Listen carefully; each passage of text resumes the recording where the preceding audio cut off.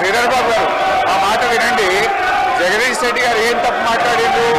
సభలో అందరు సభ్యులకు సమానమైన హక్కు ఉంటది. సభ అంటే ఒక కాంగ్రెస్ పార్టీకు, సభ అంటే ఒక ప్రభుత్వానికి సంబంధించింది కాదు, ప్రతిపక్ష శాసనసభ్యులకు కూడా సమానమైన హక్కు ఉంటది అని చెప్పి జగదీష్ రెడ్డి గారు అన్నారు. దాంట్లో ఎంత మాత్రం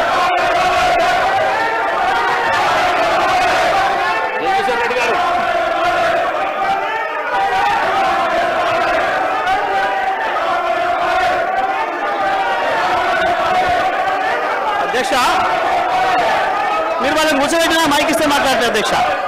వాళ్ళని కూర్చోబెట్టి నాకు మైక్ ఇవ్వండి. వాళ్ళని కూర్చోబెట్టి నాకు మైక్ ఇవ్వండి.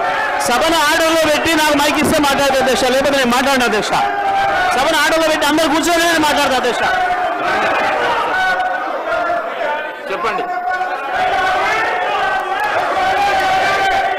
ఒక్క నిమిషం చెప్పండి. చెప్పండి జగదీశ్వర్ రెడ్డి గారు. జగదీశ్వర్ రెడ్డి గారు.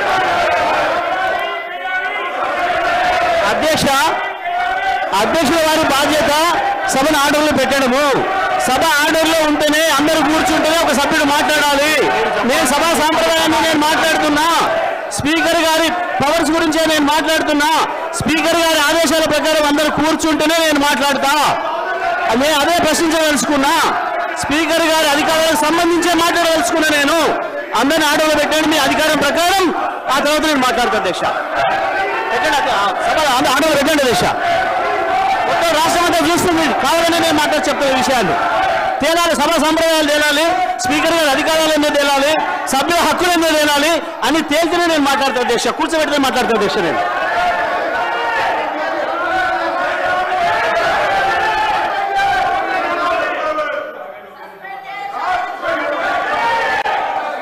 లక్ష్మణ్ సభ్యులు జగదీశ్వర్ రెడ్డి గారు, గౌరవ స్పీకర్, మా దళిత వర్గానికి చెందినటువంటి మా గౌరవ స్పీకర్ గారిని అవమానపరిచినందుకు బేషరతుగా క్షమాపణ చెప్పాలని చెప్పి కోరుతున్నాము. ఎందుకంటే అధ్యక్ష, ఈరోజు 10 సంవత్సరాలు ఈ రాష్ట్రంలో వారు అధికారంలో ఉన్నారు.